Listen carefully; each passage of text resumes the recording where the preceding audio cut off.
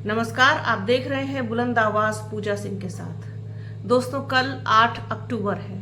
ये वो तारीख है जिसका बहुत दिनों से सभी लोगों को बेसब्री से इंतजार है, क्योंकि कल नतीजे आ रहे हैं। खास तौर पर हरियाणा चुनाव के जो नतीजे हैं उन पर सबकी निगाहें लगी हुई हैं। भारतीय जनता पार्टी, कांग्रेस, बसपा इनेलो गठबंधन, जेजेपी और एएसपी का गठबंधन, ये वहां पर लड़े। 1000 से ज्यादा प्रत्याशियों ने अपना भाग्य आजमाया।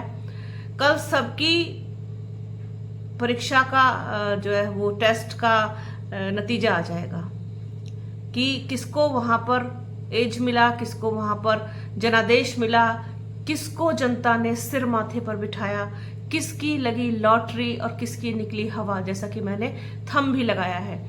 तो कौन बेहतर करने जा रहा है वहां पर और कौन बेहतर करने की किसकी उम्मीद है, तो ये सारी चीजें आपके साथ शेयर करेंगे। बुलंद आवाज पूजा सिंह के साथ के जो सहयोगी हैं पवन कुमार, वो पिछले काफी समय से हरियाणा में थे। हरियाणा से उन्होंने हमारे लिए कई रिपोर्ट्स भेजी, पब्लिक ओपिनियन भेजा, वो सारी चीजें आप लोगों के साथ मैंने शेयर की। आज भी हम पवन से जानेंगे कि वहां का कैसा है माहौल, क्या रहा हरियाणा में और जनता ने किस तरफ अपना रुझान दिखाया है और जनता का मूड क्या रहा, ये सारी चीजें और कल किस तरीके के नतीजे हो सकते हैं। पवन कुमार का एक वीडियो है, वो आपको इसी वीडियो में आगे देखने को मिलेगा। लेकिन हरियाणा के नतीजे जो भी होंगे वो बहुत ही चौंकाने वाले होंगे। जैसा कि जो सर्वे आ रहा है उसमें भारतीय जनता पार्टी की, जेजेपी और एएसपी की स्थिति कोई बहुत अच्छी नहीं बताई जा रही है। कांग्रेस को वहां पर एज है और बसपा इनेलो का जो गठबंधन है वो भी अच्छा करता हुआ दिखाई दे रहा है, क्योंकि सर्वे के हिसाब से मेन स्ट्रीम मीडिया इनेलो बसपा गठबंधन को 0 से लेकर 6 सीटें तक दे रहा है। 6 सीटें देने का मतलब है कि वहां पर अच्छी उम्मीद इस गठबंधन से की जा सकती है। अपर हैंड कांग्रेस का है, भारतीय जनता पार्टी को बड़ा नुकसान है। मैं यह बिल्कुल ये नहीं कहूंगी कि किसी का सुपड़ा साफ होने जा रहा है। सुपड़ा भारतीय जनता पार्टी का साफ हो पाना मुझे थोड़ा सा कठिन लगता है, क्योंकि अभी वो वक्त आया नहीं है, उसके लिए और प्रतीक्षा करनी होगी। भारतीय जनता पार्टी को जिस तरीके से सीटें दिखाई जा रही हैं वो सीटें मुझे लगता है कि उसमें प्लस माइनस हो सकता है, लेकिन एज वहां भारतीय जनता पार्टी को बिल्कुल नहीं है। जनता ने अपना मूड बदला है, इस बार उन्होंने बदलाव के संकेत दिए हैं, इस ओर इशारा किया है। तो ये सारी चीजें हैं जिनसे हम ये अंदाजा लगा सकते हैं कि हरियाणा में इस बार परिवर्तन देखने को मिलेगा। फर्जी थंब लगा करके, झूठा थंब लगा करके व्यूज लेने का जो ये सस्ता तरीका होता है, ये हमारा बिल्कुल भी नहीं है। ये हमारे नैतिक मूल्यों के खिलाफ है। हम बात सही करते हैं तो थंब भी उसी तरीके से लगाते हैं कि भाई किसकी वहां पर मजबूत स्थिति रही, कोई कौन मध्यम दर्जे में रहा, कोई सबसे नीचे रहा, कौन किस तरीके से रहा, किसकी कैसी पोजीशन रही। अगर बसपा इनेलो को कुछ सीटें मिलती हैं तो ये डेफिनेटली बसपा के लिए, आकाश आनंद के लिए बहुत सुखद खबर होगी। एक बार वापसी करेगी बसपा इन सीटों के द्वारा और आकाश आनंद को और मजबूती मिलेगी। दूसरे राज्यों के लिए जहां पर चुनाव होने हैं उनको वहां पर फिर फ्री हैंड मिलेगा और वो अच्छा करेंगे। साथ ही साथ जो खोया हुआ विश्वास है लोगों का वो वापस मिलने में मदद मिलेगी। साथ ही साथ जो वोट शेयर गिर गया था वो भी बढ़ेगा। तो बहुत सारी चीजें होती हैं, सिर्फ सीट ही सब कुछ नहीं होता। सब कुछ देखा जाएगा बाद में जब एनालिसिस करने के लिए विशेषज्ञ बैठेंगे कि कितना वोट परसेंट किसका बढ़ा, किसका घटा, ये सारी चीजें बाद में समझ में आएंगी। तो अगर बसपा वहां पर अच्छा करती है तो डेफिनेटली ये उसका कमबैक होगा और बड़ी वापसी कही जाएगी ये बसपा की, और ऐसा करने की उम्मीद भी है। तो आप देखिए आगे पवन का वीडियो कि किस तरीके से उन्होंने वहां का विश्लेषण किया है। और बने रहिए हमारे चैनल के साथ। हमारे चैनल को लाइक कीजिए, शेयर कीजिए, सब्सक्राइब कीजिए, बेल आइकन जरूर दबाइएगा।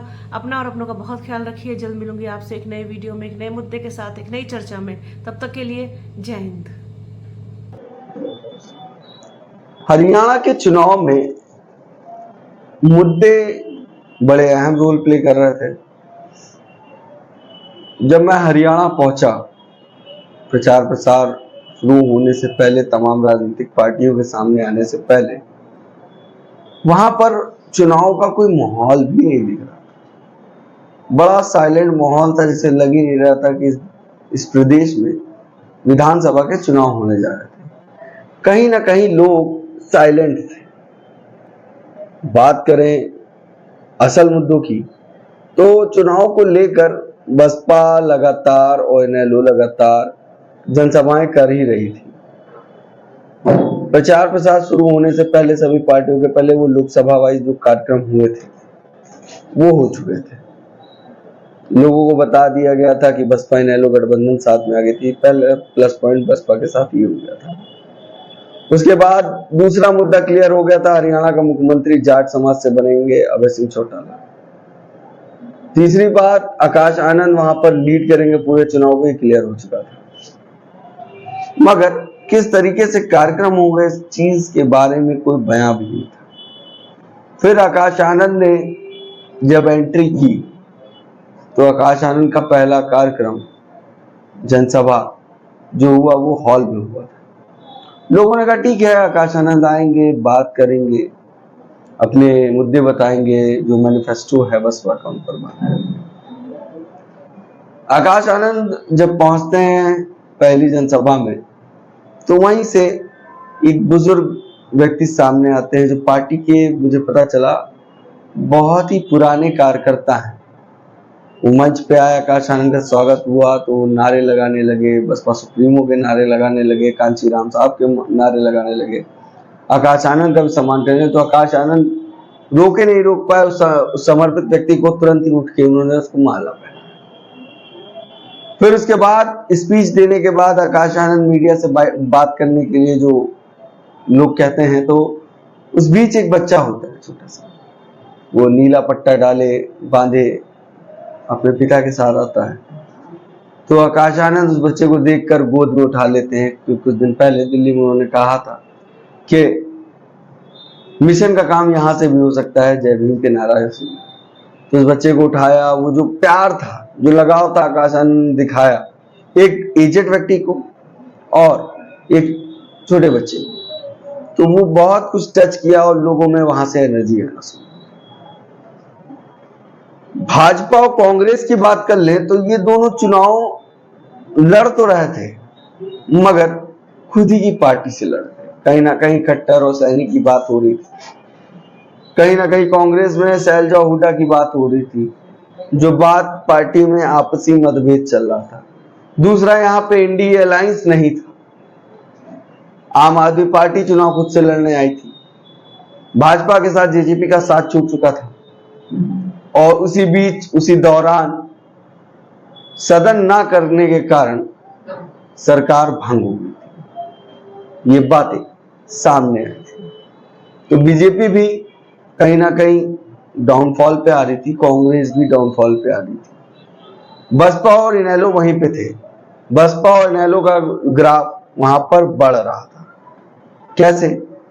गठबंधन हो गया था, चुनाव के नतीजे खराब हुए इनेलो के हरियाणा में, मगर अब बसपा उसके साथ आ गई थी। भाजपा में बीजेपी साथ नहीं थी। उधर कांडा ने भी कांड कर दिया कि कांडा भी भाजपा छोड़ चुके थे। इधर शैलजा और हुड्डा के बीच में जो तालमेल नहीं बैठा था, दलित और जाट समाज का जो साथ नहीं हो पा रहा था, किसान और कमेरा की सोच नहीं मिल पा रही थी, ये भी दिक्कत दे रही थी कांग्रेस को। इंडिया अलायंस था नहीं, आम आदमी पार्टी चुनाव अलग से लड़ने आई। फिर उधर से आम आदमी पार्टी से केजरीवाल रिहा हो जाते हैं, वो भी चुनाव को सामने लाते हैं। तो वो वोट कटने वाला था कांग्रेस का कि आम आदमी पार्टी का वोट जो एक साथ पा सकता था, तो आम आदमी का वोट वो कांग्रेस का कटा। उसके बाद आकाश आनंद की जब जनसभा हुई, उसके बाद जब चौपाल हुई, उस दिन से चुनाव बसपा और इनेलो का बेहतर हुआ। आकाश आनंद लोगों से मिल रहे थे, बुजुर्गों से बात कर रहे थे। आकाश आनंद रथ पे चढ़ते थे, सब रथ पे चढ़ते थे पार्टियों के नेता, जो रथ निकलता था अपना भाषण देते थे, आगे बढ़ते थे। आकाश आनंद में ये फर्क था कि वो आकाश आनंद रथ में चढ़कर बोलते थे, लोग सुनते थे, वहां से वो सब तरफ देखते थे। अगर महापुरुषों का मूर्ति लगी तो उस जगह जाके माला पहनाते थे, महिलाओं के बीच जाते थे जहां पे महिलाओं की संख्या होती थी, बुजुर्गों का आशीर्वाद लेते थे और उनसे असल मुद्दों पे बात करते थे। कहीं ना कहीं वो बुजुर्ग महिला नाराज थी, सोना का वाक्य है, तो उनसे बाद में बात करते हैं तो वो पूरा आशीर्वाद देती हैं अपने बच्चे की तरह, मुंह मीठा करा के उनको सफलता की ओर बढ़ने के लिए जाती है। उसका फर्क ये दिखा कि जब बसपा सुप्रीमो की रैलियां हुई तो वो एज फैक्टर जो कोर वोटर कहा जाता है वो बसपा के साथ आते थे। अब ये था चुनावी माहौल में बसपा इनेलो का बढ़त, और कहीं ना कहीं कांग्रेस में शैलजा और हुड्डा के बीच में जो दूरी थी उसको लेकर, दूरी क्या, जो मानसिकता थी, सोच थी हुड्डा और के लोगों में शैलजा का सम्मान ना करना बड़ा असर कर रहा था। दूसरी तरफ बात कर ले भाजपा की, तो भाजपा चुनाव जीतेगी कैसे, क्योंकि उनके साथ पहले ही राज्यपाल ने सरकार वहां पर भंग करवा दी। जो सरकार भंग हुई तो एक माइनस पॉइंट, जेजेपी से गठबंधन टूटना दूसरा माइनस पॉइंट, तीसरा कांडा का कांड करना, नॉन जाट वोट जो जनरल है उसका डायवर्जन चौथा माइनस पॉइंट, उसके बाद सैनी और खट्टर में ना बनना पांचवा पॉइंट होता है। जहां सैनी की फोटो होती है वहां खट्टर की नहीं दिखी, जहां खट्टर की फोटो होती है वहां सैनी की फोटो दिखी। असल मुद्दों की बात कर लें तो कहीं ना कहीं रोडवेज, बेरोजगारी, जो पहलवान है, अग्निवीर योजना है, इन सब को लेकर जनता वहां पर सवाल कर रही है। और बसपा चुनाव और इनेलो का चुनाव वहां पर दिन प्रतिदिन बढ़ रहा था। अगर शैलजा ने अपने सम्मान को रखा होगा तो लोगों के बीच कहीं ना कहीं अगर इशारे की जो बात हो रही, अगर उसने उन लोगों से इस बात पर कोई बयान किया कि चुनाव बसपा इनेलो बेहतर लड़ती है, मैं ये नहीं कह सकता हूं कि सरकार बसपा इनेलो की बन सकती है, मगर ये कह सकता हूं कि बसपा का ग्राफ बढ़ेगा, और ये ग्राफ बढ़ने का नतीजा ये है आकाश की लीडरशिप बढ़ने जा रही है। वोट बैंक बढ़ना भी बड़ी चीज है, क्योंकि यूपी में नतीजे खराब हो चुके थे, इन सब मुद्दों से परे हो चुका था हरियाणा, क्योंकि आकाश जनसभा और चौपाल कर रहे थे। धन्यवाद। अब देखिए क्या होता है नतीजा।